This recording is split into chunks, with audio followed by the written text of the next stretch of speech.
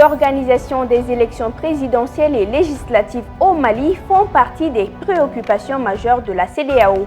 La mention a été faite hier mardi 7 septembre par la mission qui avait pour objectif d'évaluer l'avancée du processus de transition malienne. Affaire de détournement de fonds dans le projet d'éclairage de Bamako, le maire Adama Sangaré recouvre la liberté après 5 semaines de détention. Coupe d'Afrique de volley-ball, le Mali réussit son entrée en compétition. L'équipe nationale du Mali s'est imposée dans la douleur face à son homologue du Niger par 3-2. Mesdames et messieurs, bonsoir et bienvenue dans cette édition sur Joliba TV News. La communauté économique des États de l'Afrique de l'Ouest, CEDEAO, a terminé hier mardi 7 septembre une mission visant à évaluer l'avancée du processus de transition malienne. Au terme de son séjour, la mission a exprimé sa préoccupation concernant la tenue des élections présidentielles et législatives. Adama Sanogo pour l'analyse. Les élections présidentielles et législatives doivent se tenir en principe en février prochain. Elles sont censées marquer la fin d'une période de transition de 18 mois au Mali et un appel à l'ordre constitutionnel. Déjà, de nombreuses voix s'élèvent pour émettre des doutes sur la possibilité de respecter ce délai. Une préoccupation de la mission de la CEDEAO conduite par l'ancien président nigérian Goodluck Jonathan. La mission reste préoccupée par l'insuffisance d'actions concrètes dans la préparation effective du processus électoral, a souligné le général Francis Béhanzin, commissaire paix et sécurité de la CEDEAO. De ce fait, la mission a rappelé l'importance du respect de la date des élections annoncée afin de montrer la crédibilité du processus de transition. Elle a encouragé le gouvernement de transition à présenter rapidement un chronogramme détaillant le calendrier, les réformes et actions qu'il est urgent d'entreprendre pour la tenue des élections présidentielles et législatives. Parmi ces actions considérées comme prioritaires, la CEDEAO cite notamment la préparation de la liste électorale et le choix du ou des organes devant conduire ces élections. La mission demande aussi aux acteurs sociopolitiques maliens de travailler ensemble dans cette période de transition pour garantir la réussite du processus. Si la CEDEAO souhaite que la transition organise les élections générales sans les réformes politiques et institutionnelles envisagées par le gouvernement du Mali, le Premier ministre Choguel Kokala Maïga trouve l'idée très dangereuse pour le Mali. Aller aux élections sans aucune réforme est suicidaire, a-t-il déclaré. Pour rappel, en dehors de la délégation de la CEDEAO, la classe politique, notamment le cadre d'échange regroupant plusieurs groupements et partis politiques, exige aussi le respect de la durée de la transition. Affaire des détournements de fonds dans le projet d'éclairage de Bamako, le maire Adama Sangaré recouvre la liberté. L'information a été donnée hier mardi 7 septembre par sa famille et ses camarades de l'ADEMA PASJ. Plus de détails avec Aïssata Traoré. Encore une autre liberté accordée au maire Adama Sangaré dans l'affaire dite de détournement de fonds dans le projet d'éclairage public de Bamako. En effet, incarcéré depuis le 2 août dernier pour ce dossier dans lequel il était cité, le maire Adama Sangaré avait été placé sous mandat de dépôt suite à une plainte de l'entreprise Hydro Sahel. La justice l'avait ainsi condamné à payer à l'entreprise un peu plus d'1 milliard de francs CFA. Rappelons qu'avant cette nouvelle sortie de prison, le maire du district avait séjourné plusieurs mois courant l'année 2020 dans ce même dossier pour faux et usage de faux et atteinte aux deniers publics. Pour ses collègues de la mairie du district de Bamako, ces différentes interpellations constituent juste un acharnement contre leur patron. D'un autre côté, les Maliens réclament justice et exigent l'impunité zéro pour toute personne liée à la malversation en cette phase transitoire. Nous parlons coton culture à présent pour freiner la crise de leadership au sommet de la Confédération des sociétés coopératives des producteurs de coton. Un nouvel administrateur a été désigné par le tribunal de grande instance pour gérer les affaires courantes de la fêtière et organiser l'Assemblée générale élective en conformité avec les textes de l'Organisation pour l'harmonisation en Afrique du droit des affaires relatives aux coopérations. Le récit avec Oumou Makalou.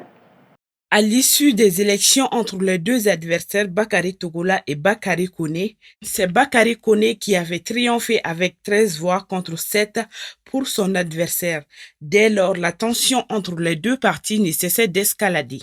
Suite à ce différend, le tribunal de grandes instances de la commune 3 du district de Bamako a décidé de nommer un administrateur judiciaire à la tête de la Confédération des sociétés coopératives des producteurs de coton afin de préserver l'ordre public et mettre un terme au bicéphalisme qui y régnait.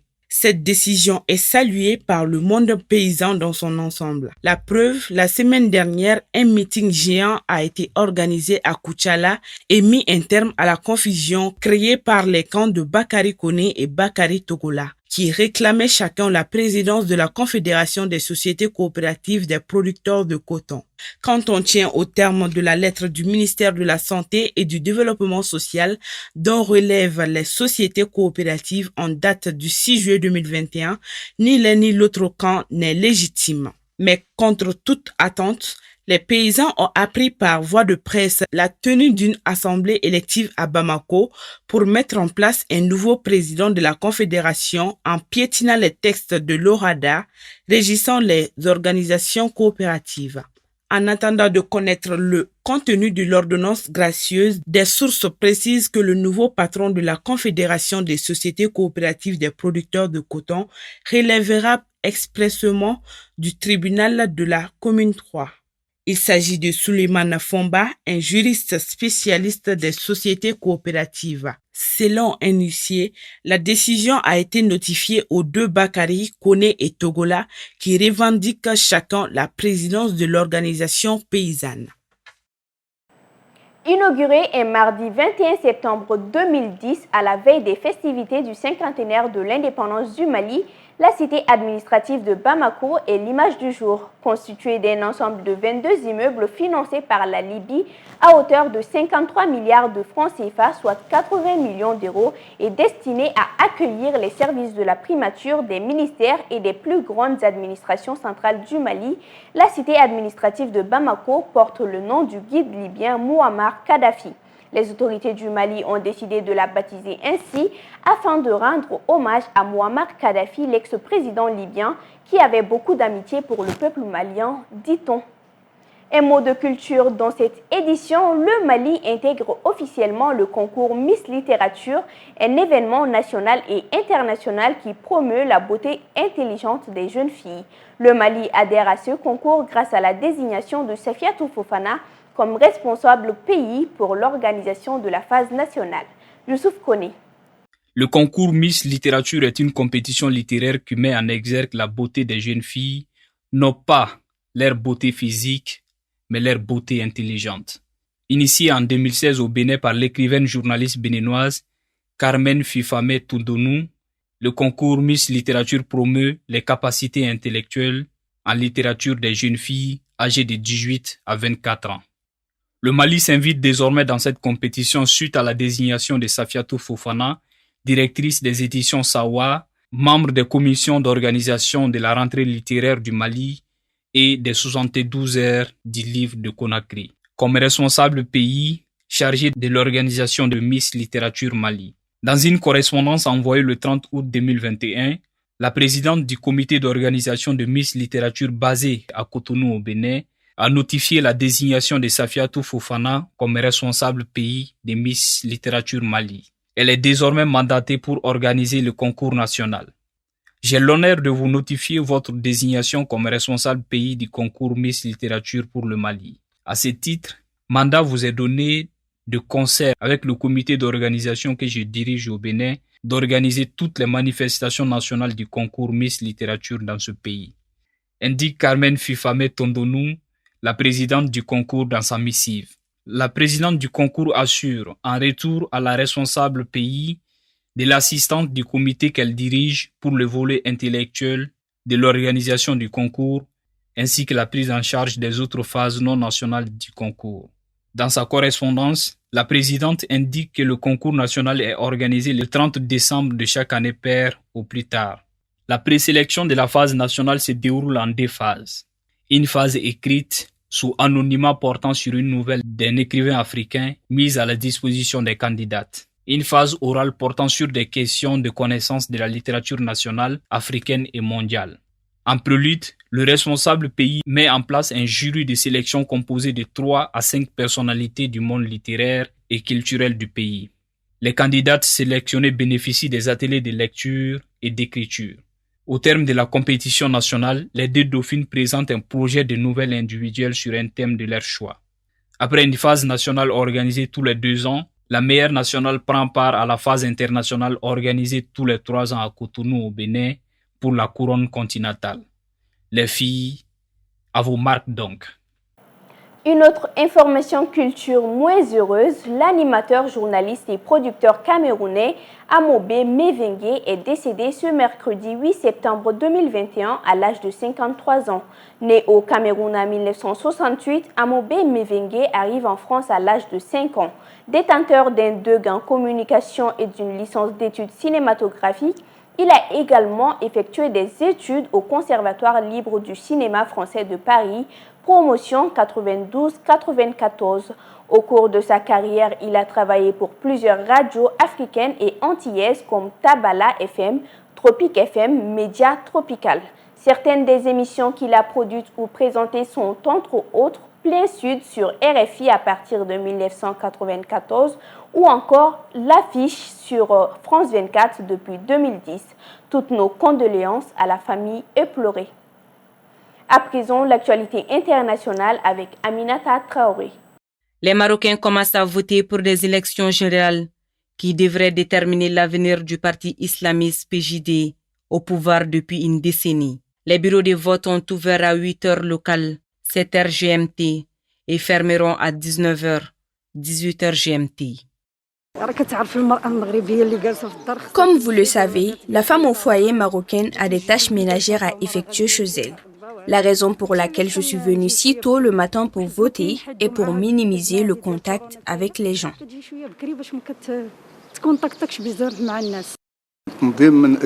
Le vote se déroule dans les meilleures conditions. Merci Dieu que les circonstances soient de la sorte. Ça nous réconforte et nous encourage à être présents dans tout devoir national et y participer.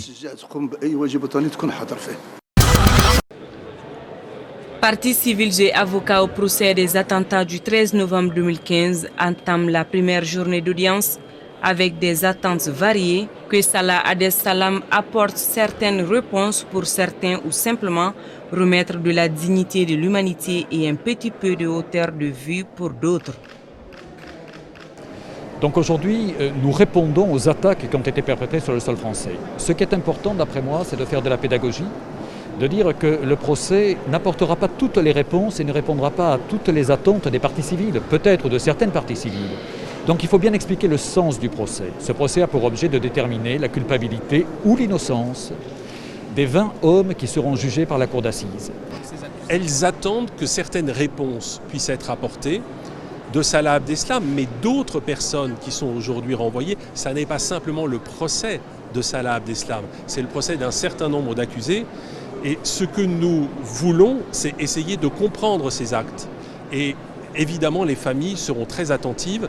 Et nous, à leur côté, nous sommes très concentrés et déterminés pour que la justice puisse passer avec fermeté. Donc, l'idée, c'est d'en attendre le moins possible, que simplement on arrive à remettre de la dignité, de l'humanité et un petit peu de hauteur de vue dans ce qui va être le procès d'un des crimes les plus abominables que nous ayons connus en France. Et qu'on puisse vraiment répondre par une expression démocratique, alors ça a l'air d'être des mots, mais c'est très important, à l'horreur et à l'ignominie. Et qu'on ne se remette pas au niveau des terroristes, le œil pour œil, dent pour dent, parce que ça n'aboutit à rien. Donc ils attendent de la justice. Voilà. Elles vont venir, pas le premier jour parce qu'elles ont peur de la foule, mais elles vont venir peu à peu.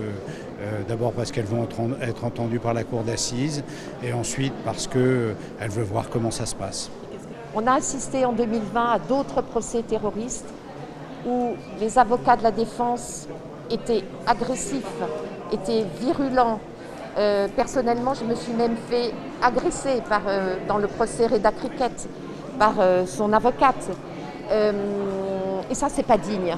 Voilà. Aujourd'hui, je crois qu'il faut respecter ces familles, respecter les victimes, les blessés physiques et psychiques, parce que pour eux, la reconstruction est très difficile. Et il faut que ce procès se déroule dans le climat le plus serein. Il va y avoir des moments. Les joueurs de football et gardiens de but espagnols retraités Iker Casillas tient une conférence de presse pour le lancement de l'académie de football Iker Casillas Golper Training Center à Dubaï. Les talibans doivent s'attacher mercredi à convaincre de leurs bonnes intentions les Afghans qui manifestent dans les grandes villes après avoir présenté un gouvernement intérimaire composé exclusivement de membres du mouvement islamiste et sans femmes, tranchant avec leurs promesses d'ouverture. Comme ces derniers jours, de nouvelles manifestations contre le régime ont eu lieu mercredi après la mort de la vieille de 2 personnes à Hérat. Des retours au pouvoir depuis la mi-août, 2 décennies après avoir imposé un régime fondamentaliste et brutal à l'Afghanistan entre 1996 et 2021. Les talibans ont annoncé mardi la composition d'un gouvernement qui n'a rien d'inclusif, contrairement à leurs engagements. Tous les membres de ce gouvernement qui sera dirigé par Mohamed Hassan, un ancien proche collaborateur du fondateur du mouvement, les Moha Oumar décédé en 2013, sont des talibans.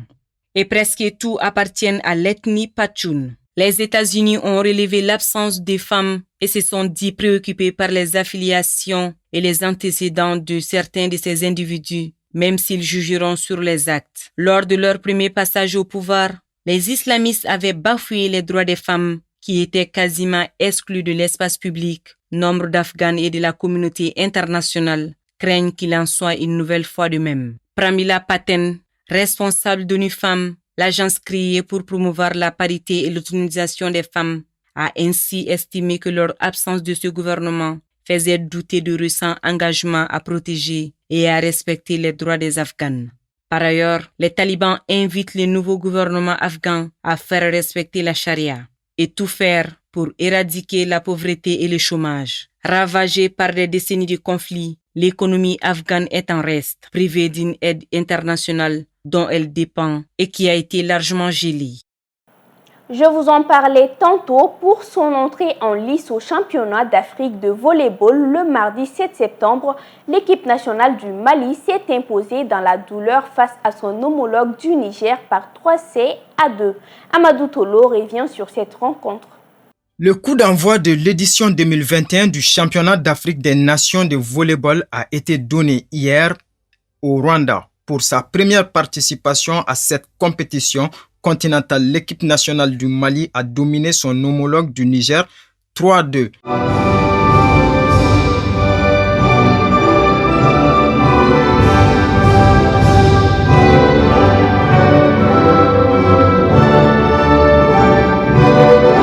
En effet, après avoir perdu le premier set 21-25, les Aigles volleyeurs se sont relancés en remportant le deuxième set 25-20 avant de s'incliner lors du troisième 31-33.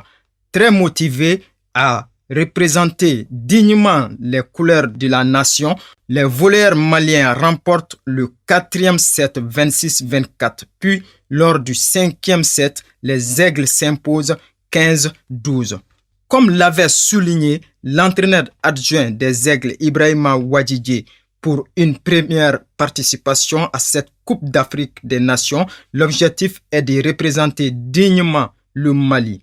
Nous partons pour apprendre, mais nous ne serons pas du tout ridicules, a-t-il indiqué. Cette citation du sélectionneur adjoint reflète bien l'attitude combattante des Aigles volleyeurs pour leur entrée en liste.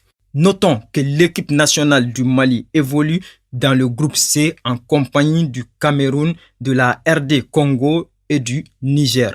Pour le compte de la deuxième journée des phases de poule, elle affrontera le finaliste malheureux de la dernière édition pour confirmer cette victoire avant de croiser le fer contre la RDC Congo le jeudi prochain, lors de la troisième et dernière rencontre de la phase de poule. Cette dernière, pour son entrée en liste, a été battue par le Cameroun 1-7-3. Le pays hôte, le Rwanda, évolue dans le groupe A avec le Burkina Faso, le Burundi et l'Ouganda, double tenante du titre. La Tunisie a hérité du Nigeria, de l'Éthiopie et du Sud-Soudan. Le groupe D est composé de l'Égypte, du Maroc, de la Tanzanie et du Kenya. Il convient de souligner que les 2 premiers de chaque groupe sont qualifiés pour les quarts de finale. Et c'est tout pour ce journal. Merci de l'avoir suivi. Bonne suite de programme sur Joliba TV News.